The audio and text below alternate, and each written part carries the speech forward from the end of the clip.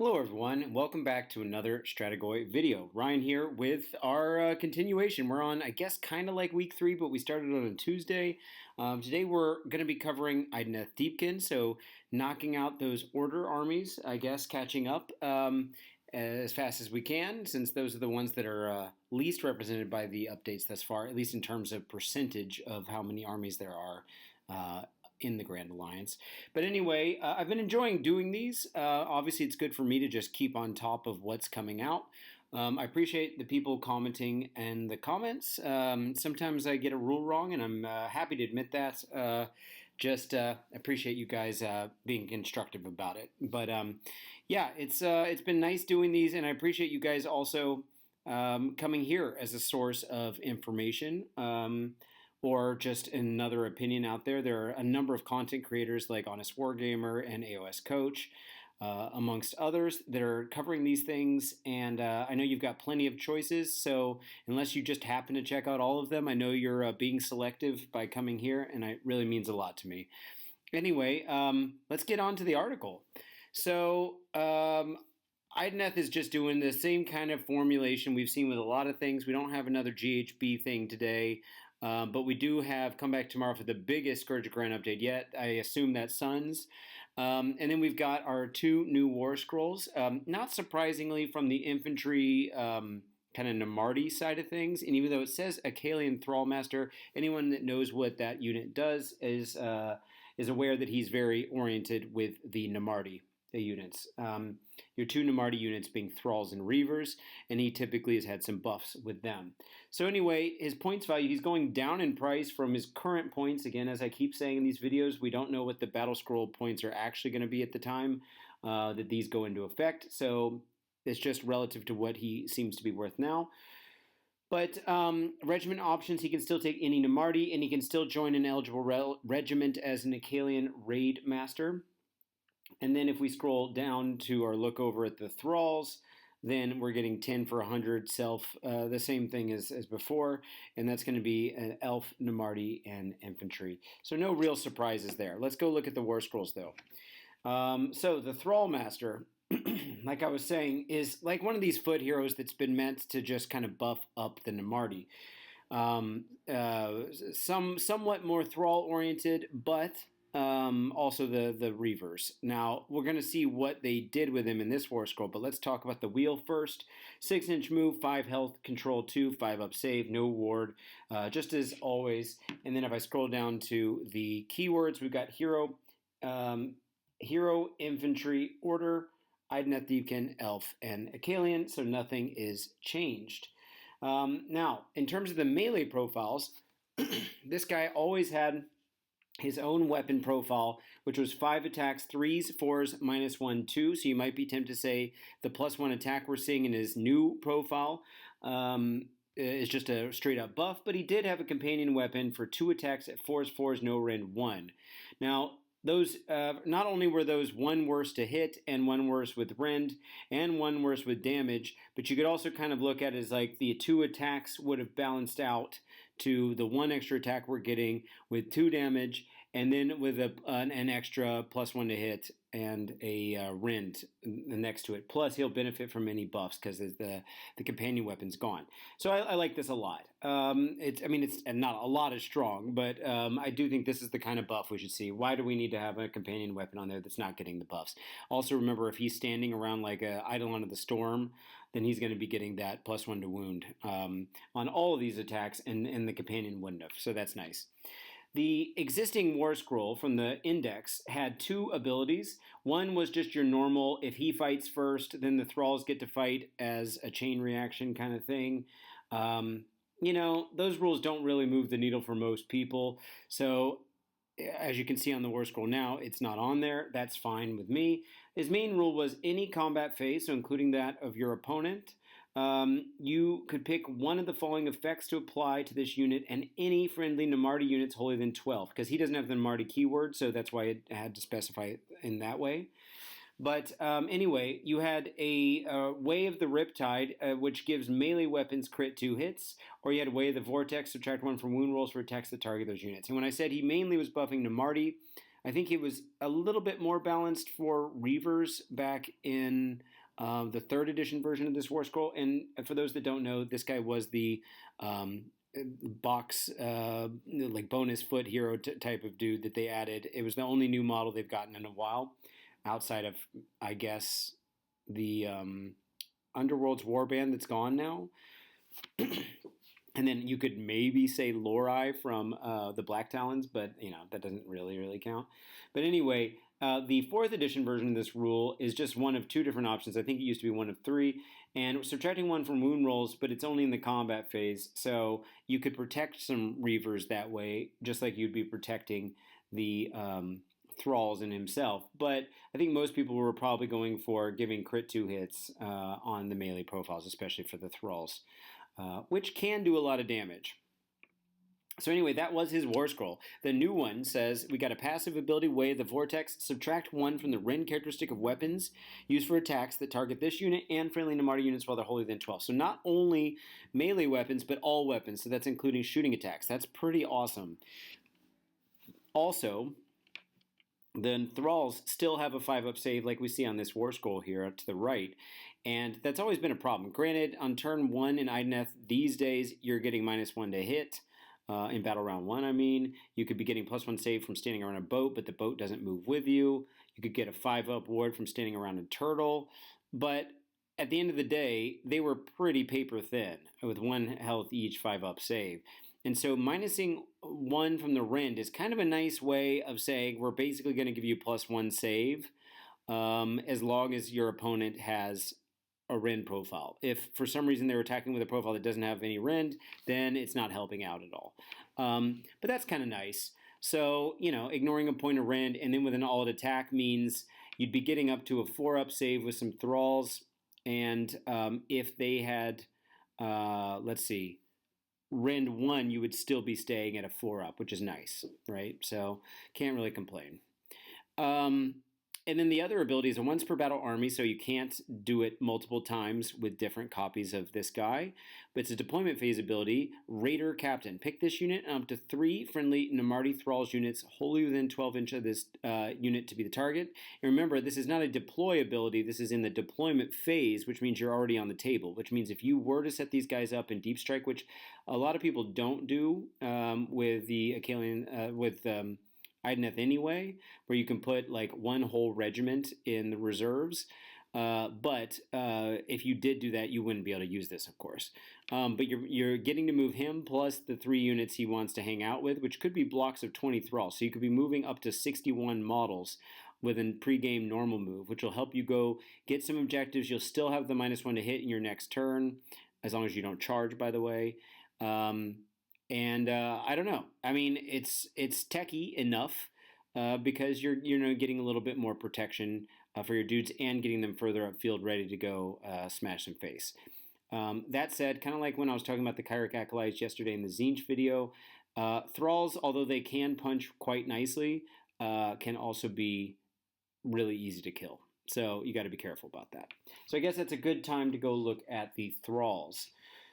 Namarti Thralls are the closest thing Idoneth has to basic chaff unit, which they're a pretty elite army anyway. But as I said, their points value is pretty cheap. It's one of the cheaper points values they've ever had in any edition. But they have a 6-inch move, 1 health, 1 control, 5-up save, no ward. The keywords, Infantry, let's scroll down to those. Infantry, Champion, no Musician or Standard Bearer, Order, Idoneth Deepkin, Elf, and Namarti, so nothing's changed there. Their melee profile has been, at least in 4th edition, 2 attacks, 3s, 4s, -1, 1, so that didn't change. And it's always had, in 4th edition, anti-infantry +1 Rend. So if they're going into any infantry models, whether elite infantry or just regular small dudes, they were going up to Rend 2. Now they've also got monster +1 Rend. Unfortunately, unlike what you sometimes see with anti-monster and anti-hero on the same war scroll, kind of like we're seeing infantry and monster here, those 2 things never intersect, as far as I'm aware. I don't think there's such a thing as a unit with an infantry keyword and a monster keyword, but there are monster heroes. So you're not getting +2 Rend on this. But The other thing that used to be, and this is a good segue into their other abilities, what they've lost, is they had sweeping blows. Add 1 to the damage characteristic of this unit's landmari. I guess that's the name of the weapon, landmari, for attacks that target enemy monsters. So instead of having 2 damage, now it just has more rend against monsters, which obviously I think is a little bit of a downgrade personally. Because that was actually the most output they could possibly put out, was doing 2 attacks with 2 damage each, probably hitting on 2s, maybe around an Eidolon of the Storm, wounding on 3s. So, and potentially with what the other Thraw Master crit 2 hits could do a lot of work, but they need to be striking first to do that. But here's what they did get: any combat phase, okay? Hit and run tactics. And this is a core fight attack ability, which basically means you're doing it instead of doing a normal fight. And I don't know why you wouldn't just use this. Because every single bit of the wording is the same, if I'm not mistaken. Declare if this unit is in combat or charge this turn, same as fighting. This unit can make a pile and move, same. Then if this unit is in combat, you must pick 1 or more enemy units to be the target or targets of this unit's attacks. This basically the same, if not identical. Effect: resolve combat attacks against the target unit or units. But now we have an extra stipulation.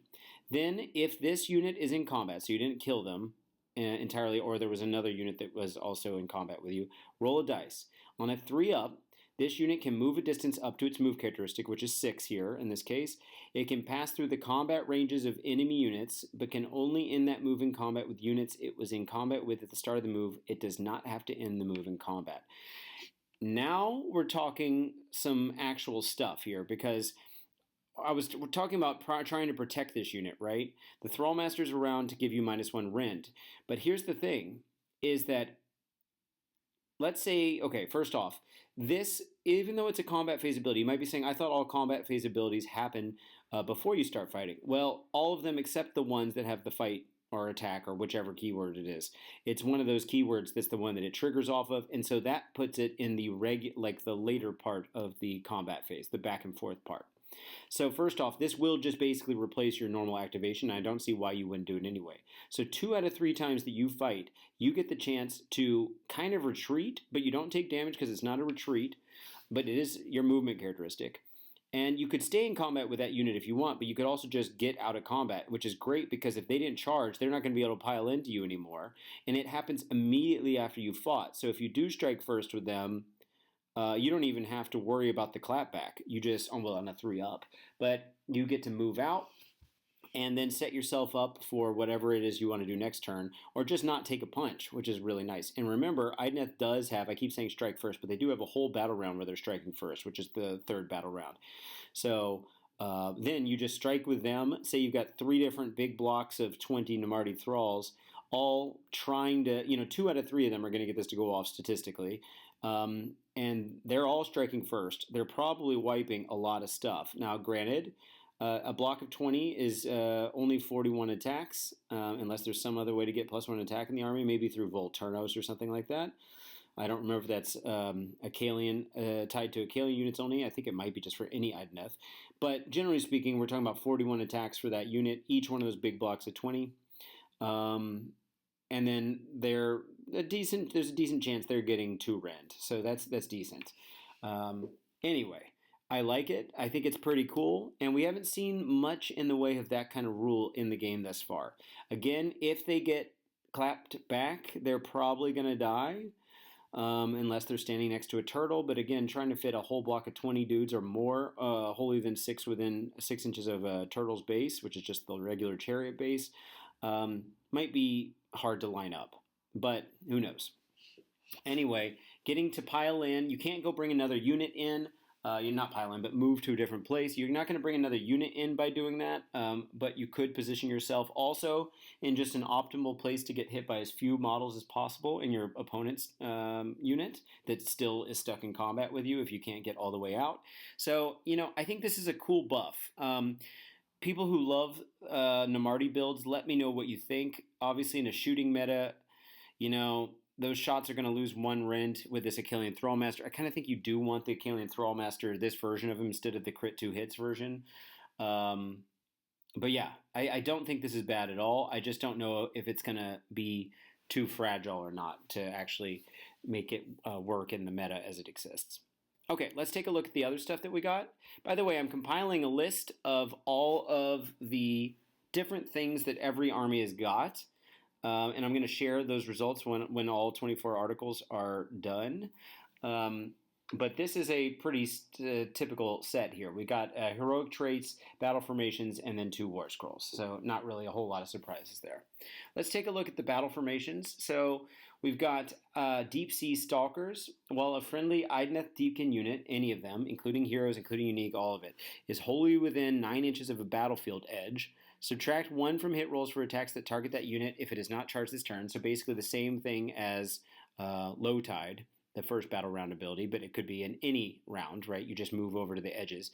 And add 2 inches to the move characteristic of that unit. So if you start a move while you're wholly within 9 of a board edge, I think you just keep that plus 2-inch move. It's not like it falls off after, because I think it checks for your movement right at the moment you start moving, and then you'd only lose it when you move out, as in for the next time you get to move. I think so, but I could be wrong. But anyway, -1 hit is decent. The thing is this good enough to choose this over some other stuff? And when is this best? I guess if you're playing some kind of flanking mission where you're trying to keep on the edges all the time, the eels are particularly good at this. So it's protecting the eels all the time, but of course they're never going in the middle if they're trying to use that. Adding 2 inches to your move characteristic when you can also run and charge for free on battle round 2 is really nice. And then you're also protected as long as you didn't charge. Of course, if you do charge, then you lose it. And of course, you'd be outside of wholly within 9 of the battlefield edge. It's interesting. I think it depends on your playstyle. It's a bummer that the 2 things that seem like they would go the best together, which is the other formation, one of them that lets you keep putting a unit that's around terrain back into reserves and keep dropping down. They're implicitly kind of coming back within wholly within 9 of a battlefield edge, which would protect them. It'd be kind of nice if this was like, I don't know, a heroic trait or something, and then you could use it in combination with that one. I think that would really be neat. But it is what it is. All right, and then either see Predators. End of any turn, so including your opponent's, but it is a command ability because it uses 1 command point. If any friendly or enemy units were destroyed this turn, pick a friendly Acalian Alopex unit that has been destroyed to be the target. Set up a replacement unit identical to the target, wholly within 9 inches of a battlefield edge, and more than 9 inches from all enemy units. Okay, so Shark Spam. Let's talk about that for a sec. So you can do it end of any turn, which means max 10 times per game, which means, and the funny thing is you have to have lost a shark in order to even be able to put one back on the field anyway. Let's start there. And that means if you lost it on the turn that you'd like to use this ability, then it's basically just triggering its own condition, which is nice. That if any friendly or enemy units were destroyed this turn. Plus, you'll probably be killing something. It's just the nature of the army. In destroying something in your opponent's turn, maybe not always, because you won't be controlling the charges as well. And Idoneth really does a lot better with charges. But it's an interesting proposition, and the cool thing is, if you did go Shark Spam, you could basically just reliably send 1 in to die like every turn, and just let it go do its thing, let the rest shoot, or maybe send multiples in. I don't know, and then you just have plenty on back order, if you will, for bringing them back at the end of any other turn as long as a unit dies, and so you don't mind having at least 1 kamikaze unit going in per turn or per battle round, whatever it might be that you're trying to keep up with. Obviously, losing them isn't all that great, but it helps you also make sure that you can bring them back strategically anywhere on the board edge, right? And then outside of 9 from enemy units. And of course, that's definitely within range to shoot. And then on a run and charge turn, definitely get back into combat. Costing a CP, 2 CPs per battle round is expensive. So let's say, I don't know. Yeah. Your Shark Spam, the problem too with sharks is they can't be reinforced anymore. There was a time when I think we could get up to 3 sharks in a unit. No, maybe not. Maybe it was just 2.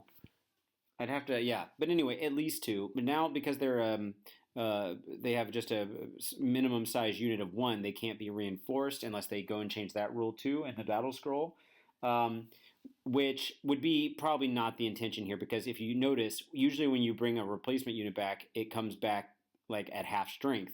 But with one model, there is no half strength unless they put some wounds on it. But then the thing would be, I only have 4 wounds left out of 8, and that's not enough to really, I think, inspire using a CP to bring it back. Yeah, and also if the shark units consisted of 2 models and then you got a half one back for a CP, it's obviously, you're going to be losing models less frequently. I guess you just yeah.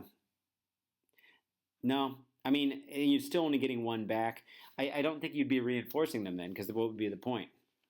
So anyway, I don't know. People who like sharks, let me know what you think about this. I think it's fine, but keep in mind the thing that makes a lot of the Acalian units tick is the Acalian Beastmaster's battle formation, which this would be replacing, which gives you +1 to hit on the companion weapons, and just like all time, which helps them make sure that they're actually doing the kind of the expected damage you really need to get out of this. And the problem with the shark spam list is because they're not in units that are reinforced, you can only all attack or all defense 1 of each one. And I don't know if any one of them really seems like a good use for that CP, especially considering you're also blowing the CPs to bring them back.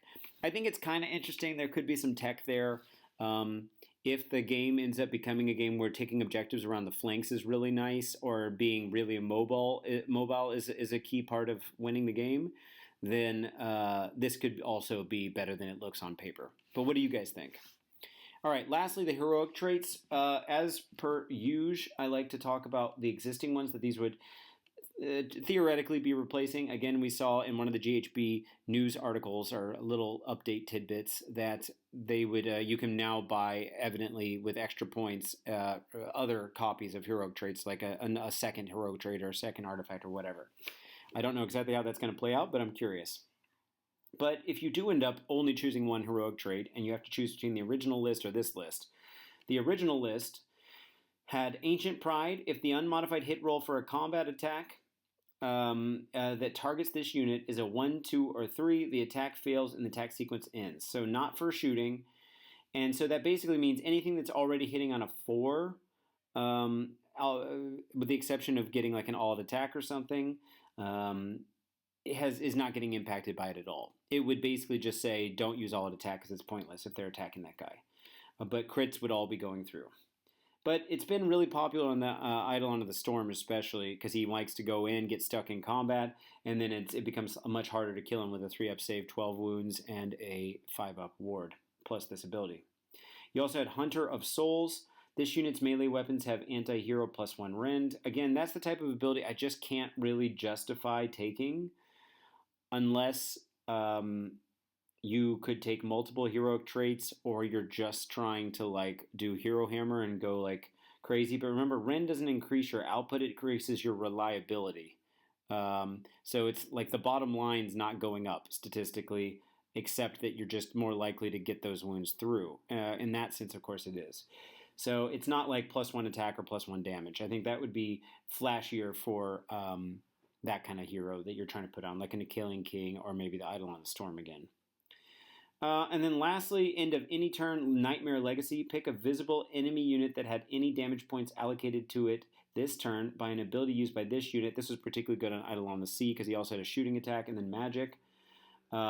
Subtract D6 from the target's control score for the rest of the turn. That said, subtracting things from someone's control score, especially when we know control score can only go down as low as 1, isn't all that great. So the first part of the text was like, oh cool, Eidolon on the Sea would be great with this, and then not. So let's look at what we'd be getting instead. Of course, you can only still choose one of these, but this is what the new set has. We got any combat phase, Merciless Raider. If this unit is within 6 inches of a damaged enemy unit, this unit can move 6 inches. It can pass through the combat ranges of enemy units, but must end that move in combat with a damaged enemy unit. So then the question becomes, does damaged include a unit that has lost models, and does it have to be models this turn? So I'm going to be looking that up, but let's talk about this. Oh yeah, here we go. Actually, I just found it. If a number, I'm reading out of 18.2 in the rules, If the number of damage points allocated to a unit is not enough to slay a model, keep track of the number of damage points currently allocated to the unit. Most players place a dice or markers next to the unit.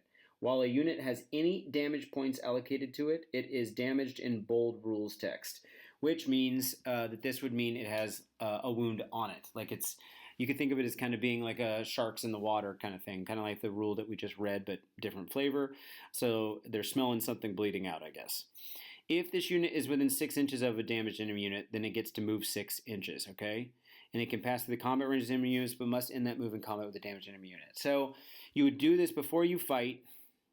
It's kind of like, and it's kind of like an extra pile-in. So your pile-in is functionally moving to 9 inches, and if you put this on, say, an Eidolon of the Storm or a Kalian King, those are two of the better uses for this, then because they have flying, they would be able to not only pass through the combat ranges, but also move, fly over them. And it just has to end, and it only has to trigger, oh, interesting, if it shoots within 6 inches of damaging enemy unit. So even though it's a combat phase ability, you might think, well, that means I have to be in combat to use it. No, it just has to be the combat phase. And this checks for whether you're within 6, which means even on a turn when you don't have run and charge, you could run, like do an auto run, get just within 6, as long as that unit's been like bleeding out, whatever, got a damage point on it. Maybe you put it on it with shooting or some magic or something. Then you get a free 6-inch pile-in, and then you just have to end in combat with a damaged enemy unit. So after 6, you have to be within 3, but that's you'll be fine. This could also let you reposition to a different unit. It doesn't say you have to stay in combat with the unit that you were originally in combat with. I think there's a lot of tech in this. Is it better than having Ancient Pride to protect your Eidolon? Probably not. I'm also assuming with the reinforcement, the extra enhancements ability that we're going to have in the new GHB, that we're not going to have the chance to take 2 heroic traits on a hero. I'm pretty sure that probably says something in the core rules that's not allowed. You could probably put a heroic trait in an artifact and a mount trait if you wanted, all 3 if they're all applicable. But I don't think you're going to be able to put 2 heroic traits. So you would be explicitly, at least on that one Eidolon of the Storm, be choosing to, or a Kalian King, to put only this one on. I like it. I think it's pretty cool. Okay, Lord of Storm and Sea, so this is passive. Each time an ability returns at least 1 slain model to a friendly unit wholly within 12 of this unit, after that ability has been resolved, you can return 1 additional slain model. So this kind of goes back to what the Soul Render used to do. Maybe he still does it. I can't remember what the Soul Render does, but there was in Morphon, which was one of the themed sub-factions, RIP sub-factions. The Soul Render was really good at bringing back dudes. Oh yeah, he still is, but just not. He doesn't get boosted anymore for being in a particular subfaction. I don't think, unless I'm totally forgetting about it. I'll check those in a second. But the Soul Render's ability is end of any turn. Pick up to 3 different friendly Namarti units wholly within 12. You cannot pick the same unit to be target. Make a Lure Light roll of D3 on a D3 2+. Return a number of saved models. Okay, there you go. So this is probably the best combo for this, because you could think of doing a rally to bring back an eel, but on like with a musician on 7d6, the chance that you roll enough 4s to bring a whole model back, so 4 out of 7, is not off the charts. I mean, it's not like impossible, but it's not something I'd rely on. And of course, you can only do rally once, right? So anyway, this seems to be built to me for this new Namarti, Thraw Master, and now Soul Render kind of combo, Wombo combo. So, and because it's an end of any turn, if you had 2 Soul Renders, if you wanted to go extreme with this, 2 Soul Renders, each dedicated to following around 3 blocks of 20 Namarti. In theory,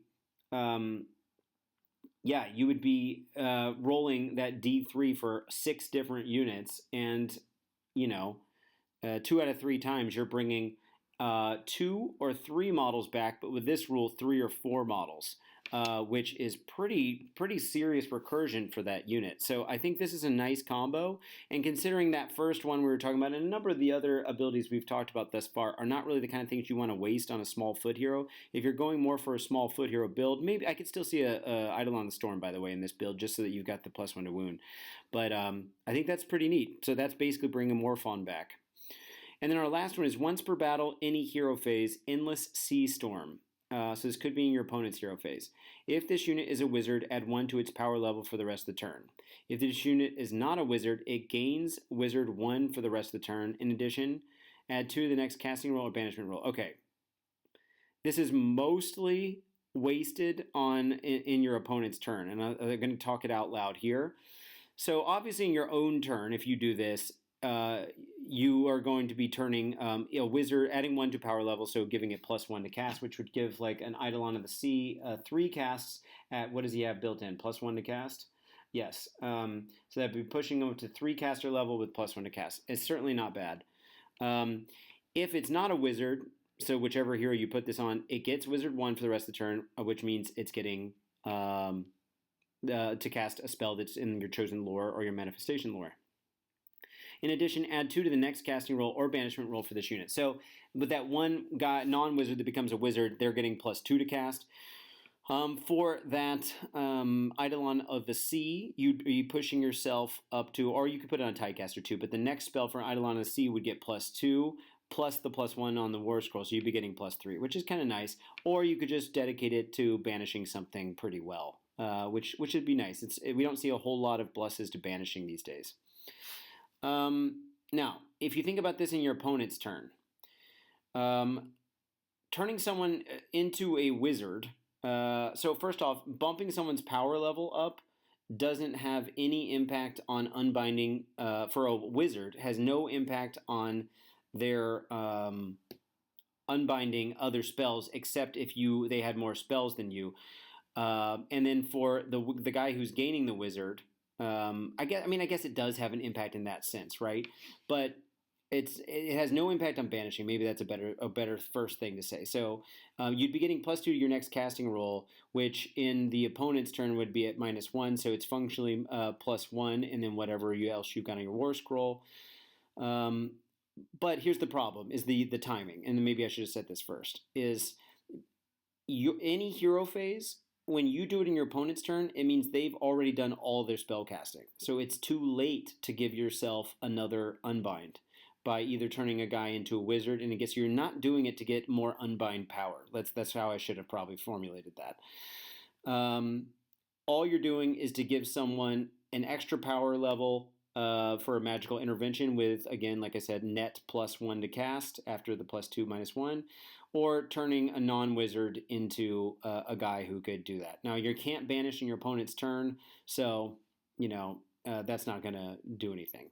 So, kind of interesting. If you really need to power through a spell, I guess that's cool. Of these, I think I like Merciless Raider a whole lot because of the kind of 6-inch pile-in that isn't a pile-in. Because then you get to do another 3 inches. You just have to damage a unit. That's pretty neat, and that could be any combat phase. So you could just keep floating around the field, especially on something that's flying and relatively tanky. Or Lord of Storm and Sea is really cool for a Morphon build with some Soul Renders. Even if you just bring 1 Soul Render, 1 Thraw Master, and 3 blocks of 20 Namarti, that's not that many points. That's 600 points for the Namarti, the Thralls with the new War Scroll, and then the Thraw Master and Soul Render. Again, not that many points at the end of the day. You got plenty of points for support stuff. I mean, you could even go Eidolon of the Storm and then still take some Eels units and still have plenty of stuff. And that could even probably fit in a 2-drop list because the Thraw Master can go in the regiment of the one of the other dudes, I guess. Let me see. The Soul Render, what can he take? He could take an Isheron Emissary, but that's not the Acalian dude. Maybe it's an Acalian King that's the only one that can take him in Volturnos. Yeah, and then if I look at... So the Acalian King can definitely take the Thrall Master, and then the Aspect of the Storm can only take an Isheron Emissary. So you'd have to take an Acalian King. Okay, so maybe not. But if you did want to bring the Acalian King along to go along with the Eels or something, then you can kind of keep it down to like a 2-drop I think. Maybe. Anyway, interesting. I like this. Idoneth was my first army, and it was the first army I ever talked about on the channel. And even though I wouldn't say this is, I am worried about, let's say, the tankiness of that Namarti Thralls block plan. I do think it's kind of flavorful. I can actually run this list pretty soon. In fact, I'm almost tempted to run it against on Threshold Tactics. This weekend we're going to be doing a live video, so if you happen to want to catch in, maybe I'd even try this guy out, just out of curiosity. But anyway, that's kind of the idea. You guys let me know what you're thinking. I think there's some cool changes here. I don't know if it's going to move the needle enough, but it does open up a Sharks thing.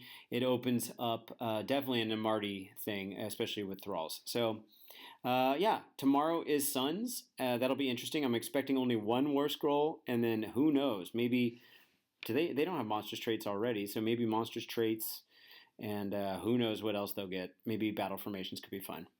All right, guys. Until next time, Ryan out.